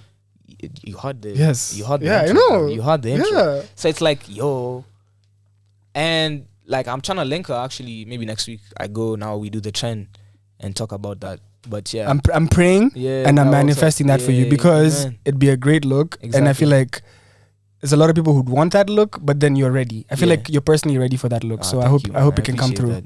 Yeah, so that's what I've like. It wasn't premeditated. Okay. Yeah, it was just she has a nice voice and she was vibing with me heavy, and so I was like, why not? That's dope. Yeah, the next one I'm gonna get Jeff Koina and give a lie. Okay, slow down. Larry Madawa. Yeah. Okay, so we're talking about moments now. Yeah. And you've broken it down into there's 3 types of moments. Yeah. In life or moments in fun. Yeah, in life. In life for you. Yeah. So I haven't heard Prince in a minute, so it was really dope to hear Prince. Yeah. How do you link up with Prince on this one? I dropped it's not on my Instagram anymore, but I dropped Brooklyn Boys had this thing called the Catalyst Freestyle. Yes, I remember. I dropped a challenge. Me and a friend of mine called Javon, shout out him. I know Javon. I met him through Barry Mello. Exactly. I met him through Barry Mello. So Javon did a video. Okay. That video popped. It had 50,000 views on. What? Yeah. And you did what to it? It's not him. It was on Javon's Instagram, and he's deactivated his account. So when he comes back, it'll be there. But then, 50k views, bro, on Instagram, and it was mad. Okay. So he saw it. Prince saw it and he was like, this is hard. Would you like to be on my Drillimani song? Not to do like a Kilimani drill cypher. Okay. With all the guys from Kilimani. That'd be hard. Yeah, but then it didn't work out in time. That's unfortunate. Yeah, it was gonna be crazy. It was gonna be me. I remember the day was me, Mr. K, Beatty, That'd be hard. Cobbs, Sabi, him. That'd be That was hard. the idea. Yeah. Bro. So yeah. Okay. Yeah. So he sees this and he hits out to you, reaches out to you. Yeah, he reached out to me on Instagram. I was like, yeah, this is amazing. I mean, I was listening to Prince back in the day, so bro, all of us were yeah, 2-5 flow. Yeah, bro, not even to her. Yeah. Yeah, so dark red beamer. Bro, the beamer, the red beamer. Yeah. Bro, the raw shot the video. Exactly. Shit was fire That was at the crazy, gate. man. Exactly. Yo. So I was like, of course, man. Like, let's just link up. We go to my studio. Mm-hmm. We could record. And he was like, yeah, sure. And we linked up. He came, and we did all 3 songs in one day. Nice. The Cypher and the 2 songs on my album. So there's, of course, the obvious, which I won't touch too much on the obvious is. Yeah. I'm curious about 2 songs on this project. Yeah. The first one is Lies. Juanita threw me off with Everybody. Yeah. Have you ever heard Everybody? Bro, that's my boy. That's my doggy. Bro, that is my shit. Yeah. Like that song, it's so simple, but it's so Nairobi. Yeah. It's so necessary. She for every. Yes. Yeah. So Juanita, how do I link Juanita? Yeah, because I've DM'd her. I've tried to find her. She's busy. She's off the grid. I know she can't be found. Now you can't find But there's an event she was supposed to perform at. I literally bought a ticket to go see her. She was not even there. Yeah, Juanita's off the grid. But how do I link Juanita? Me and Juanita are friends. Okay. Like in real life. Yeah. Okay. Friends. Yeah, So, IRL. we went to the studio. Mm-hmm. I'm the one who linked her with the studio for the first time. She had never been in studio. Yeah. Something like this chick is so confusing because she has a hit. She's a hit. She doesn't treat it like a hit, and she doesn't even take this music shit seriously. Yeah, that's like a gift where it's like exactly. It's like but she does though. She does. There's an EP that's coming. Okay. Yeah, let me just say that. Say less. But she's very hardworking. I can say that, and she's very talented. We linked in the studio. We've done a couple of songs actually, a bunch. But Lies is written in the perspective of 3 people. I don't know if you clocked that.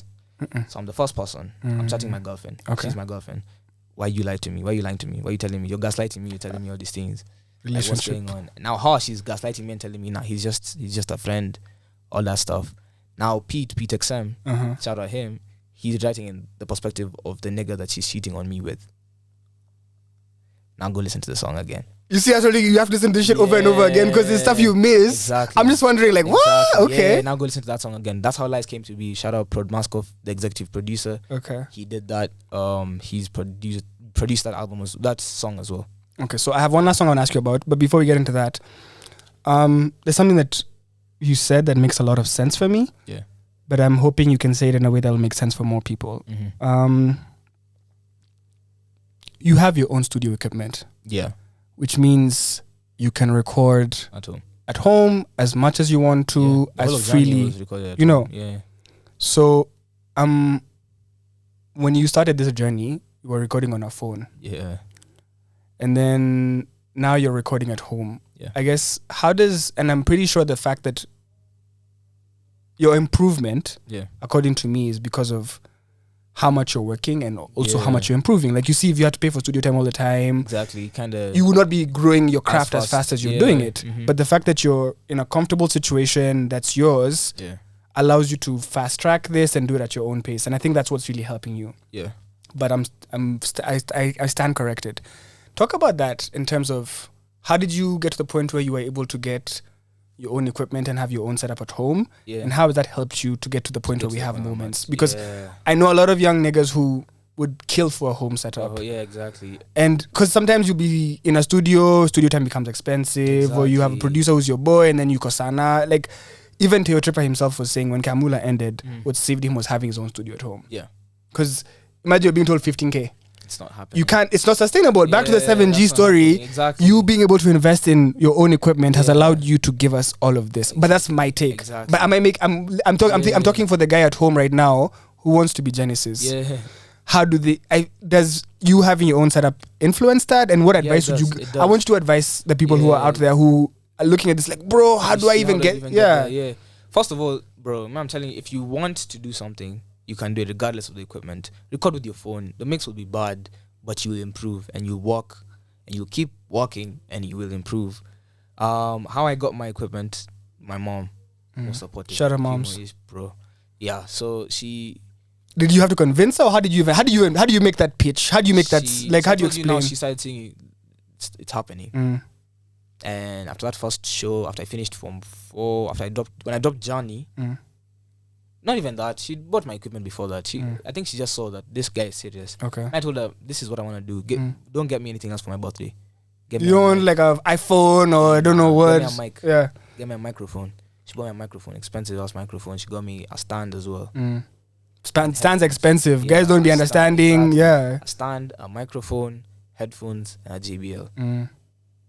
Like a monitor or like a JBL, like for JBL speaker. Okay, so you can just hear it back. So I can hear it back. Okay. And record, and I was like, yeah, okay, solid. And I just built it from there. But like, she's the one who got me. Would you say you'd have moments if you didn't have that setup? You can say yes or no. You see now, no, because why? I'm asking for a reason. The whole of Johnny was recorded on that setup. Only one song on Moments was recorded on that setup. That's Golden. Okay. The reason why I'm saying I wouldn't have Moments is because the only reason I got the studio, which Maskov studio, the only reason I got to work with Maskov for the whole of Moments is because he had Johnny. So and he had how he could have helped. He had how he could have made it better. Yeah, exactly. Okay. So if I hadn't done Johnny, I wouldn't have done Moments, and Maskov wouldn't have heard it. And I locked in with Maskov for a year.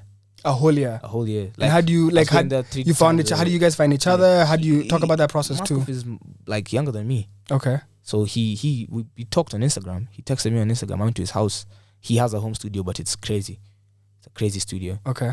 I went there, and for a whole year, 3 times a week, I would go in there, we record songs. Keeks went there. LK went there. Prince went there. Juanita went there. P2 went there. As in, like, everyone. Lamora. Kanzu. Everyone. Like, we just, all of us locked in there. Okay. So, I worked with him for the whole year. I also worked at, Tilu the Creator. Yes, I do. Yeah, so he had a studio as well. Oh, nice. I know him for photos. Actually, I know him very well for photos. Like, we've worked on a lot of stuff for photos and videos. Like, even that's what IG, like, if you see his videos and clean as shit. So yeah. he shot the video for Vibe and Nataka. Okay. So me and him have a relationship. He had a studio at his I'm gonna say his whatever area. Yeah. So I went there, and that's where we recorded Sitaki. Okay. That's where we recorded the Shaking with Timmy Blanco and Keeks. Nice. Then of course I was at Sabi's place for Wild with Cobbs and a couple others that will come later. Okay. Yeah. So I want to talk about Tuposite. That's the biggest song on the album. That's gonna be the hit. That's the one I know. No, that's the hit. That's the hit. Played that at the beginning of the show. Yeah. That's the one people want me to play again and again and again. Yeah. So talk about that and how you found Lil Minor. Lil Minor's expensive. It's hard to find. He's a big deal. He's a superstar. He's a rock star nowadays. He's a rock star, like you say. How do you link up with Lil Minor, Mnajuana? You know something? Today, when I walked in the studio, the guy before me was asking me, they're like, Ati, I want to interview Lil Minor. I said, okay. They're like, can you? I'm like, I don't even know Lil Minor. Like, it's like, they want me to get them a Lil Minor interview. I can't even get myself a Lil Minor interview. So it's like, how do you? Lil Minor is hard to get. How'd that happen? I'm a performer. Okay. I perform a lot. Explain what that means. What do you mean when you say you perform a lot? Like, you see the way people are out here saying that I'm a musician. I'm a performer. So like, yeah, I'm doing music, but I'm having shows just as much, and I'm blessed. Thank God for that. So I perform at a lot of shows. So the first time I met Lil Minor on 10 Toes was at one of those shows. He was DJing at the show that I was performing at. Oh, nice. Is this the one that there's a video going viral of Lil Minor DJing? No, this is before this? This was before. This was a long time. He wasn't a DJ, that's the thing. So when he's being booked for a DJ, he's going there to prove himself, not necessarily at because Lil Minor is hard, but he's not a DJ.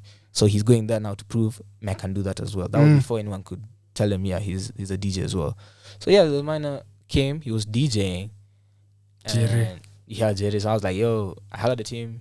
I sent him a beat on Instagram, on Gmail with a song. But they don't even get Lil Minor to email him. Yeah, so I emailed him. He does not respond to Twitter, does not respond to DMs, WhatsApp. But if you email him, so I emailed booking specifically, he replies. So I emailed him. You know what he responded? 40K. I was like, yeah. Just did he say anything else, or he just said 40K? I sent him the song. 40K. I was like, okay, nah, that's not happening. So I chatted him live. I told him, yo, I was persistent. I told him, yo, may I have a song? I think that time he was still doing the like meme music. Yeah. So he did. Before My Shasta, because My Shasta changed a lot from Lil Minor. So yeah. he did like the whole. I sent him a song called Bro, you know the first time I heard about Lil Minor was Stretch Makwahaga. Yeah. And some young shorty was putting me, I'm like, turn this shit off. Yeah. She's like, no, this shit goes hard. I'm like, what do you I mean? did Stretch Makwahaga. What do you mean?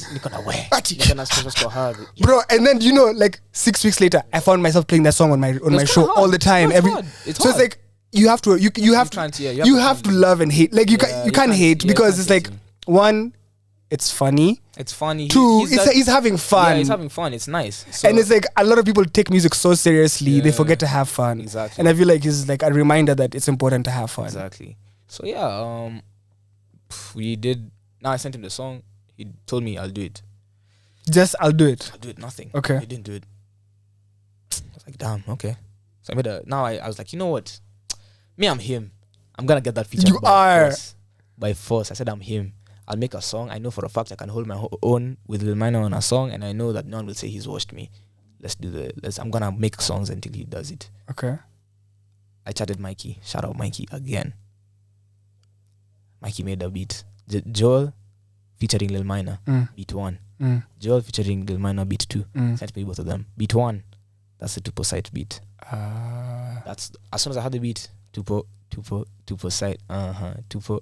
I was like, yes, yeah. That's him. And then I linked him.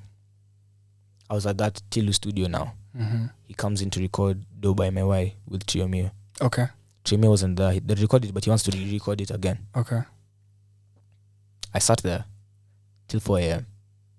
This nigga recording? This nigga doing one song, bro. You waited for him to finish? Yeah, as in I was chatting it because I needed that feature, bro. Yeah. I'm not leaving there. It's Lil For Minor. real? So I chatted him. I told him, yo, man, I want like let's do the nini. And we went to the other room and I performed it for him with the beat playing on my phone. And he was like, that's how I'm gonna do it. At 4 a.m. when he's done, he's like, hey, you get me, I'm tired. You know he lives far. He lives in Siokimau. I know. Like when yeah. Bruh. So he says, yo, he lives far. Yeah, he says, yo, me, I'm tired. I have some money to BK show. So I'll just send it to you. I was like, bro, the feature's gone like that. It's not happening. 4 a.m., bro, I was so upset, man. You waited the whole day and tomorrow. And then towards the end of the, now when I said, he said, let me record. But then now, so how much are you going to pay me? Then I was like, then after that he said he's tired. So I was like, hey, okay. It's all good, man. Let me tell you, I was persistent. And then what happened? I don't know. I think he posted on his Nini. I had given up on it. I sent the song to Sabi. I was like, this is a hit. So it's whatever, man. So he posted on his Nini, asked me a question. I told him, yo, you get that Sincere song on your new album. It's hard. Like Donna's Coming. That's all. That's all you said. It's hard. I said it's hard. That song is hard. Wishing you the best, bro. You know what he said? Tupo side coming soon. No. On his story. So I was like, okay. So one, he remembers you at least. At least one, he knows you. Bro. He knows who I am. He knows the song is called this.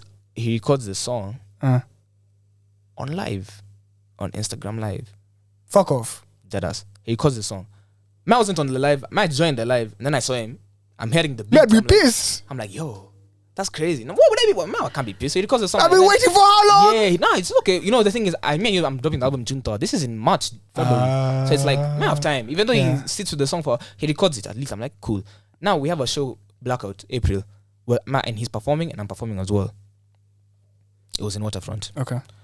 I told him, yo, me, I'm performing a bit earlier than you, but if you could come early, we do that would be great. He didn't come early enough. And I was not gonna. So at least there's a back and forth. Like yeah, we text on Instagram. Okay. Like I have his phone number as well. He was like, nah, you know the song wasn't mixed and mastered, but it's okay. I'll send it to you. Don't worry. I said okay. Towards the end of April, I text him. I'm like, yo, you get it. So you send me the song. Like, I'll bet. So what's your mail? I send him the mail. He sends it to me. Mixed or mastered or just as is? Mixed, mastered. He even got it mixed. He got it mixed and mastered. Yeah, odds. Shout out odds. Yeah, shout out odds. So hey, big man. He sends it to me. I was like, this album is gonna be fire. Yeah, that song's gonna be a hit. No, that song is a hit. Yeah, that song's a hit. So I need a video for. Yeah, Sitaki and Tupo side, please. That's happening. In fact, Sitaki 2 weeks. max. I'm gonna shoot a video for that. I've shot a video for Golden as well. Okay. That's already happened. Now I'm gonna shoot a video for Sitaki, then I shoot a video for Tupo Site, and I know that one's gonna be crazy. Okay. Yeah. Do it before Lil Minor goes to America. That's Guys. the You'll be thing, waiting that's for a the thing. long time, my nigga. You'll be waiting for a long time, my I nigga. can even do Tupo Site before I do Sitaki, just so that it doesn't go. Yeah, because he's going to America soon. Yeah. I'm not saying, but I'm saying. Yeah, but like, yeah. So now that's how Tupo Site came to be. I'm having a show on Saturday for the album launch. Please tell us about the show. Tell us about the show, where it's happening, where people can get tickets, and what Cafe and Bistro. Tickets last week were 5 so early bird. Now it's 6 so advance, 7 so gate. Okay. Very simple. It's at Move Cafe. Who's performing? Me. Everyone on the album. Everyone. Except for Timmy Blanco. I've not chatted Timmy Blanco. Okay. So it's this Saturday. Yeah. Time? From 6. From 6. So definitely gonna have Omo Mafegi, Mr. K, Prince, Razorman, everyone. All of DSF is there. The only people I'm not sure of, Juanita is off the grid. Okay, yeah. I chatted Minor today. He said he's posted this coming. Okay. Tim is unreachable. Razorman, the only person I'm worried about is Prince. Is Prince overseas or is he? He's here. Okay, because sometimes he'd be back and forth. Yeah. Prince, it's 50-50 with Prince because he has Jobo, so I know he'll be there. Okay. If he can, but performing might be tricky. Okay. Yeah. So Saturday from 6 p.m. at Move. 6 p.m. at Move Cafe. Do you have a hustle or sasa, or where are people buying these tickets? Ticket Mojo. Ticket Mojo. Yeah. Okay, so if they go to the ticket, how do they get to Ticket Mojo? I have a link. I removed the link from my bio because I posted the album, but then I'm going to like redo that. Okay. So I can send you the link after. You should pull up actually. That'll be okay. Nice. Yeah. So name of the show is gonna be Moments. So it's just album launch. Okay. Moments the album launch. Kobe, Oma, Mr. K, Keegs, Pete, me, Razorman, Lil Minor. What else do you want? Surely nothing. That's what. Yeah. Nothing more. What else do you want? That's everything. So my very, very serious question for you as we start to wrap up is, how do you feel? Genuinely, like, how does it feel? Like, it's a year later. You did what you said you would do. Yeah. And let me tell you something. In life, sometimes one of the hardest things to do is actually keep your word. Yeah. And then, so you've done your bit in sense of you've worked hard throughout the year. You put together a project and you put it out. I guess, how does it feel now? Like where you're at right now, with everything that's going on. And I want to call it success because I'd say you're enjoying a good deal of success right now. I guess, how does it feel? I guess it feels amazing. I just feel blessed. You know, it's not every day that you get to say you live your dream. You know, if like I looked back at myself as that kid who was making I'm Not Fine, and now I'm here on Radio 254. Come on, like that's a dream come true. You know, and I just want to tell everyone who has that dream, who feels like they can do something. It doesn't matter what it is. If you want to be a painter, if you want to be a stripper, if you want to make music, if you want to be president. That's valid. Anyone can do it. So you just have to believe in yourself. And I'm so sure someone out there will believe in you. I believe in you. I don't know who you are, but I do what you need to do. So it feels amazing. It feels great. Moments has been the best experience I have been able to curate up until this point. And just sitting down and working with all the people that I worked with to make this a reality has been great. So bro, it's like a victory lap now. Big up. Yeah. The one thing that's making no sense to me right now. Yeah. I swear I'm so confused. Yeah. And I'm rarely confused, to be honest. Strathmore. This young nigga here sat down with me and told me, you know me, I'm an artist. You know me. But then, and I respect it and I love it. Yeah. So what are you doing in school? International relations. You know the vibe. So for you who's, and this is also for the kids to inspire them as well. For you who's committed and decided that you want to pursue music, you have a vision and a goal of helping, of pushing and getting Kenyan music to the global stage. Yeah. How does the school bit come into play, and why is it important? I know we do it for our parents. That's true. But like, I guess for you, how is school? And how does it come into your plan? Because you seem like the kind of guy who plans things. Everything. So I know this is not just that he just. So explain to us why you're going to school and why it's important. Okay, school. First of all, education to me is important. I never want to be like I walk into a room and someone says, "Oh, you know, Musani, he doesn't have any knowledge, bro." Me, I'm like, I want someone to look at me and say, "This is a knowledgeable person." Like, yeah, I'm doing my music because that's what I want to do, but it's not that that's my only option. You know what I'm saying? I can sit down and say, "Yo, I have options, and this is what I'm doing," so you know that I'm doing it the best I can because it's a choice, not because it's something I have to do. So, yeah, how does school play into it? I'm doing international relations, diplomacy, and all that stuff. Man, I'm telling you, one day you're going to hear my jam in the UN. For real? Yeah, one day you're gonna hear National Assembly and things. Something's gonna happen like that. I feel like I want to understand how the world works based on like how countries relate and all that stuff. That's the best way to do it with the course that I'm doing. And once I learn how that works, see, now it will be much easier to understand how to penetrate at least the radio airwaves, get everyone onto Kenyan music. So, do guys in Strathmore know you're an artist? Yeah. Is it like... Yeah, guys know Genesis. I'm Genesis. Okay. Yeah. And it's cool, it's calm, it's interesting. Yeah, I mean, you see, when I'm in school, I try and keep it low-key. Because it's possible it's Strathmore. So that's what I'm saying, yeah. So I'm trying to keep it... I'm not trying to, like, do too much. I go to school, I do my hours. 5 classes, I'll go. If I have an option to do it online, I'll do it online.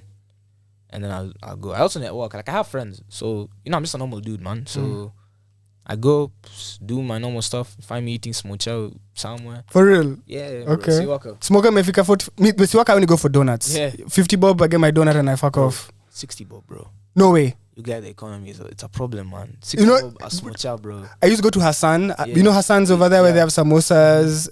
I fuck with Hassan heavy, but then I also go for the donuts. Yeah. But if you're telling me it's Pandad Bay, I'm quite sad. No, not donuts. Smocha is Pandad. Smocha is 60 bob. Smocha is 60 bob? Smocha is 60 bob, not donuts. Smocha is supposed to be 40 bob. Bro, smocha is 60 Kenyan shillings. Wait, bro, it's not Kata sim. Too for sight, you know the vibes. Okay, so you're doing school, you're doing the music. As we wrap up, I want to talk about one last thing, performing. Yeah. I'd want you to perform a song of moments, like just like a bit of a song of moments. But throughout this interview, you've been able to really... I love how you've described things to me. You've described to me scenarios where you had to perform. Yeah. Like, and it's not just performing on a stage. You've had to be able to take these ideas of songs and present them to other people. Yeah. And I feel like it's going to help you in the long run because you're going to always have to sell yourself. I feel like you've learned early that I have to keep selling myself. I have to keep selling myself. And a lot of people give up with that. I'm nameless. Why am I? Yeah, it's like, but it's like you really have to keep selling yourself. Fact. So I guess... Why is performing important? I know you're going to be performing on Saturday. Yeah. People should go get their tickets on Ticket Mojo. Yeah. Tickets are 600 right now. Will be 700 at the gate. Fact. Come check out Moments, the album launch. DSF will be in the building, so there's no reason not to be there. Yeah. But I guess performing and talking to you, how did you understand that's important so early on? Because you're gonna be performing for the rest of your life. Bro. Akina Mushrooms are still performing. Akina Les Wanyika, like, so if you can't perform, you don't perform, then you're fucked. You're not gonna. There's no career for you. Exactly. So I guess for me, performances were like. And you know the dancing thing in school helps you. Like, you started early. I'm standing in front of someone. I'm 10 years old. Yeah. I'm dancing. You know. Life is perfect when you connect the dots. Exactly. Yeah. So it's like, I guess from early on, I'm a very extroverted person and I think I'm an entertainer. So put me on a stage, I will rock that mic regardless. I don't care who you are. You're going to vibe to what I'm like saying. You know what I'm saying? And I like providing someone with moments. When I made that album, I wanted it to be... You see, when you look at like a photo album and you see pictures, yes, I want that album to be like each song is a different picture. And you know how when you look at a picture, you remember what happened. So each song is supposed to be that for you. Like you look at Sitaki, that's a picture. Yes. You look at Golden, that's a picture. Lies, that's a picture. You see what I'm saying? Lessons, One Day, all that. Those are different pictures. I want you to look at that and be like, yo, this is a picture and I'm relating to this in this type of way. I remember when this happened in my life. Apply it to yourself. I'm performing. That's an experience. I want to offer people an experience because life is sad, man. life is sad, and that's the truth. Like everything is just so, the system is messed up, and so me, I wanna be able to offer someone an experience. That's why I perform. Because I want to. One person will come there and they don't know who I am, and I'll make you smile. That's enough for me. Yeah. And trust me, you must be a good performer, because like for someone like Amina to watch you perform and be impressed, Be like, yeah. you see, it's easy to just perform. Yeah. But perform well. Yeah. That's, bro, if you can always perform, whether your music is good or bad, you'll always get booked. Fact. Because you're a performer. Fact. Because you can have hits and not get gigs. Yeah. You can have no hits but always have gigs. Exactly. So you really, Exactly. if you're trying to make money, you need to perform. You need to perform. That's what If you understand that, yeah.